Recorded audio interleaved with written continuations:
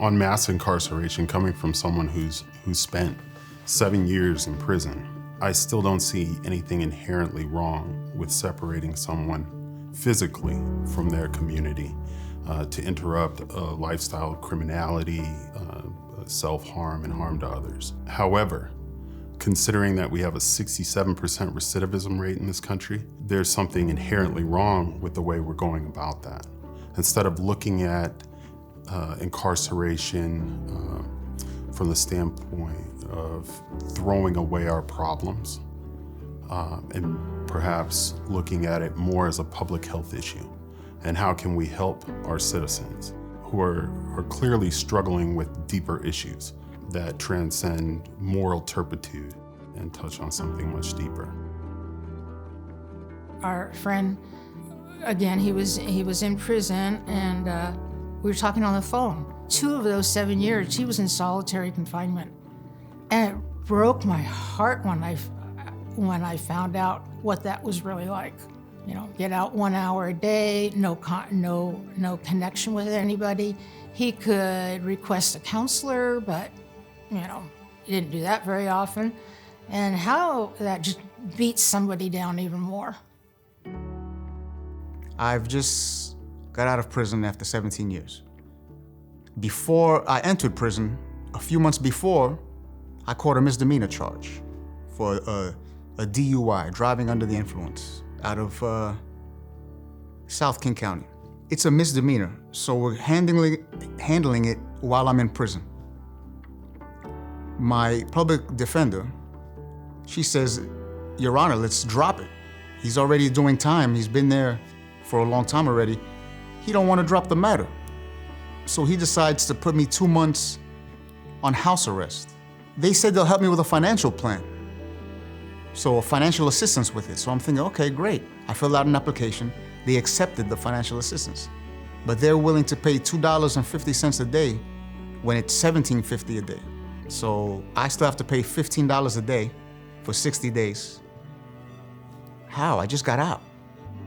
And then there's a $250 installation fee, which tomorrow I have to go pay.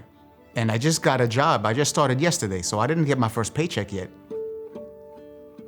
And of course, so if I didn't have the $250 or this future money coming, where would I go? Back to prison. We can't expect anything to change or a person to change until we give them tools and experiences. By locking someone up, we're just almost putting them on hold to where they don't have the opportunity to develop, to interact. Some may struggle with even communication with others or understanding themselves. I think we all hide behind so many facades that we don't know who we really are. And that's not the incarcerated individual. It's me as well sitting in this chair. I know at the end of the day, I did what I did, and you gotta pay the piper sometime, I guess, you know, but they're not trying to help you. Like even in there's no programs in there to help you. Me being in federal, I couldn't even do schooling because I wasn't a California resident. I can only speak for the system through the feds, you know, because I haven't done the time through the state, but there's no resources coming out. They tell you there's all these things in the library, but there isn't. The system is pretty much, and I've been told this by counselors and case managers, the system is set up for you to fail because that's how they make their money. They gotta keep their employees employed. Yeah, the prison system is a real problem. It's not justice no longer. It's a business now. They just want us to come back. As soon as we leave, we've done our time, we've paid our debt, they keep strings on us, hoping we mess up so we can go back and keep it moving and keep the business going, so to speak. My OPOP family has witnessed this. Within a week that I've been out, where I've been on the phone, they've seen how the system treats me, what they're doing to me. Now I know why people go back. I used to think, to be honest, it was okay, drug addicts, the drugs. It's not. It is all the hoops that the system continues to make you go through, all these payments. You just get released. You're a free man with no job, no anything. There's hardly any skills for them to teach you in there. And they want you to pay thousands of dollars as soon as possible. And if you don't, what happens? You go back to prison. You stay there, you get out, same thing happens all over again. Now you just wasted years in prison, taxpayers' money, no trade. You just sit there and there's nothing to do in there.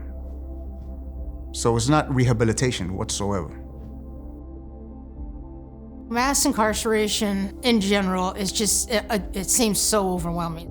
But we need to be able to give these folks the skills and the information that they need to help them be successful when they get out.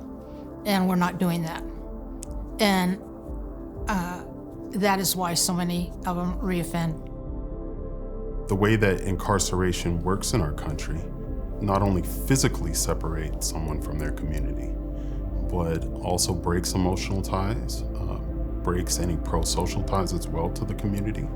Just communicating with one's family and maintaining those connections can be extremely challenging. These are things that are counterproductive to letting incarceration be about rehabilitation rather than being about throwing away the people we consider problems.